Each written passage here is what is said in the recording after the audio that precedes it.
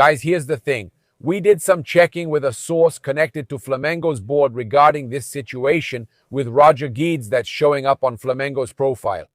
They claim they don't know about it, that it might have been some kind of joke by someone, some situation they themselves don't understand. At least they're playing it down. They're saying they don't know anything. I talked to this source and asked, so is there any negotiation going on?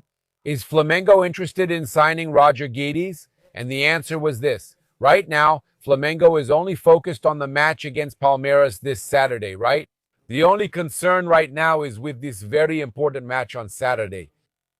Flamengo's already paying attention to the referee, right? Davi Oliveira Lacerda, who is a referee that already hurt Flamengo against Fluminense last year and who has a history of making a lot of mistakes. Favors Palmeiras and goes against teams facing or competing with Palmeiras. He already hurt Botafogo, already hurt Flamengo, and already benefited Palmeiras by awarding penalties that shouldn't have been given against Juventude, right?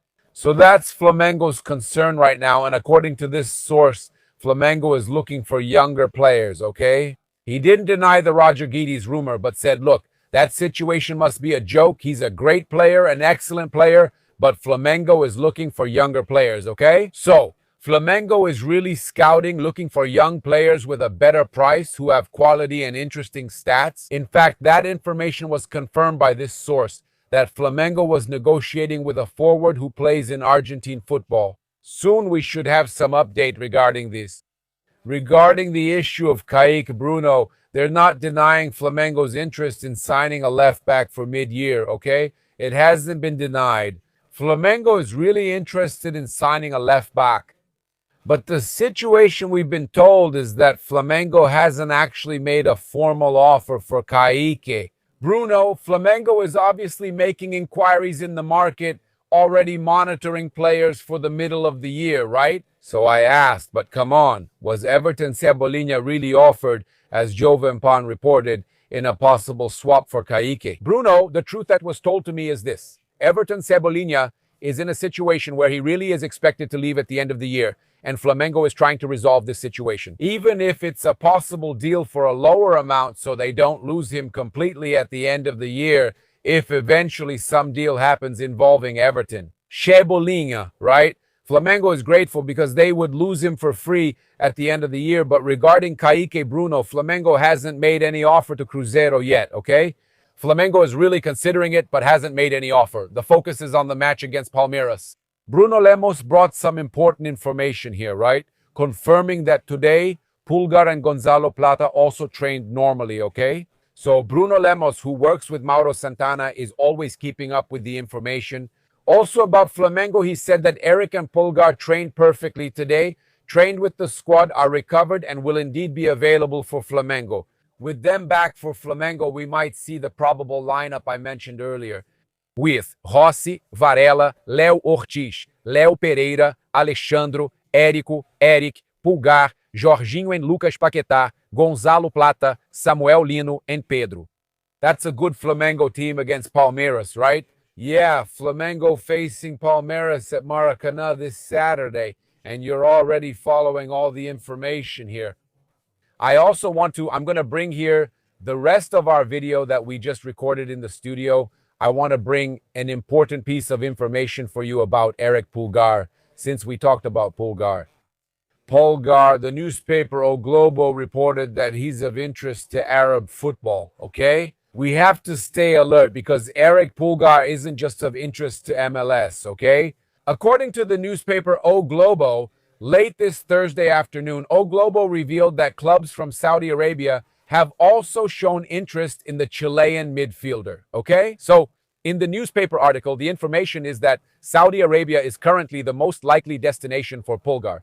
They have the money to pay. They would pay Pulgar's release clause, God forbid, right? Like I said, Flamengo has to find a way to keep the player. Teams in the United States have made inquiries about Pulgar.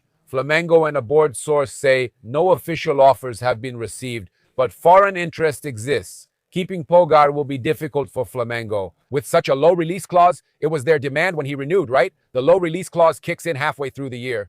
Man, yeah, Flamengo is going to have to replace him. Flamengo will have to go to the market. And to find a player with Pulgar's quality who's so loved by Flamengo fans, it's going to be really hard, right, guys? Flamengo's going to have a hard time replacing Éric Pulgar if he leaves. And look, man,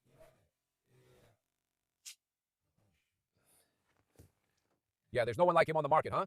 There's no one like him on the market. It's crazy. And we have some followers here in our VIP group, right? Man, people are sending us messages here and they're right. Yuri Caselli, right? He sent it to us. Is it just me? Or if you look closely, the teams that are in first place, except for Flamengo, are actually weaker than the ones in second place in the Libertadores. I felt the same way after the Club World Cup when we finished first but got Bayern as our reward. It'll work out, my brother. Calm down. But I looked here and it's real. It's impressive. Look at this. It's Flamengo, right? And Independiente Medellin is second. Flamengo's group here. Flamengo is strong. Okay. Now take a look at Group B. Coquimbo Unido in first place. Deportes Tolima in second. So Tolima is tougher, okay? It's Rivadavia in first place in Group C. No, Rivadavia is strong, okay? But Tolima, Bolívar is complicated. The altitude there, they have to deal with it. There must be altitude again. In Group D, it's Cruzeiro that's in second place. Católica is first, Cruzeiro second. Facing Cruzeiro is really tough. In Group E, Corinthians is in first, Platense is in second, okay? So I think Platense, between Corinthians and Platense, I think it's harder. I think because of the national rivalry, Corinthians would be harder, but Platense in second are also teams Flamengo could face. In Group F, it should be Palmeiras in second place. São Paulo is in first. They play at home, so they shouldn't lose their spot. Palmeiras is another team that could face Flamengo, right? So part two, the second place teams are really strong. Look, Group G, Mirassol in first and LDU in second. LDU is also a really tough team to play against, okay? In Group H, Rosario Central is in first and Independiente del Valle is in second. So this part two that I'm talking about is for the draw, right? By part two, I mean the second place teams. It's going to be really tough. If you stop to think about it, Palmeiras could end up in a draw where they might get an easy opponent, for example. There's Mirassol. It's not that Mirassol is an easy team, but I mean, compared to others, right? But they could get an easy team. Palmeiras could get Coquimbo Unido in the round of 16. That's crazy, isn't it? It's not hard to imagine. Universidad Católica, right? Then there's Rivadavia, Corinthians, Cerro Porteño from their own group, Rosario Central, Mirassol, right? And Flamengo itself. The only thing left is for Palmeiras to get Coquimbo Unido. That's a joke, right? And yesterday we had, right, the Palmeiras fans, even Flabalado, that really upset guy there. Look. Palmeiras losing to Flamengo on Saturday. Abel Ferreira gets sacked. Jorge Jesus left Onacia. He's coming to spend his vacation in Rio de Janeiro. 4 days in Portugal, then he's coming to Rio. Jorge Jesus at Palmeiras. Get out of here, man. Get out of here. Knock on wood. Panaga told me, do you think he's going to Flabalado? I want the job. No, so Pedro just gets one goal. A one-goal win then. A one-goal win. No. A one-goal win then. Deal? A one-goal win. Flamengo wins. They don't crush Palmeiras this time. Can you imagine? God forbid. Knock on wood. No, Jorge Jesus over there is crazy. He's nuts. The guy is going to lose that idol status. This is all because he said the following. The Palmeiras fans are asking for Abel to leave and for Jorge Jesus to come, right? To come back to Brazil to coach Palmeiras, Flamengo's rival. That's crazy, huh? Look, I'm going to Portugal. I'm going to spend 2 to 4 days on vacation in Portugal. Then I'm thinking about going to Brazil. I'm thinking about going to Rio. Yes, but not to coach. I'm going to Brazil just for vacation. He said this to the Golte channel. Man, Jorge Jesus, don't do that, okay? Don't do that. You know, there's that story in Portugal where he crossed the street, left Benfica, and went to Sporting from red to green. God forbid, huh? Jorge Jesus?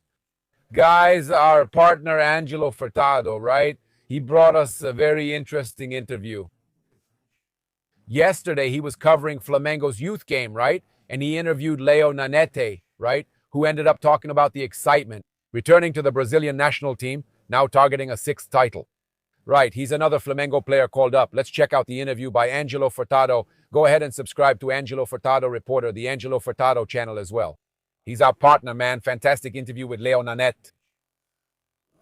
Leo, first of all, congratulations on the win. I wanted you to tell us, man, how was it for you to get the invitation once again to represent the Brazilian national team? I interviewed Tafarel and he praised you, saying you're a very promising young man. Please discuss what it was like to receive this invitation and to be with the players at the World Cup behind the scenes. Good evening. It's an honor to be invited to help fill out the Brazilian national team's training sessions during the World Cup. As I said, I never imagined experiencing this at 18. Yeah, and I'm really happy that they liked my work the last time I was there. Tafarel is a great coach. I learned a lot from him the last time I was there. I hope to learn a lot and enjoy this experience with my idols. Hopefully, they'll bring the 6th title to Brazil. And how was it for you to receive this news, right? I got the news from Flamengo. Flamengo told me one morning.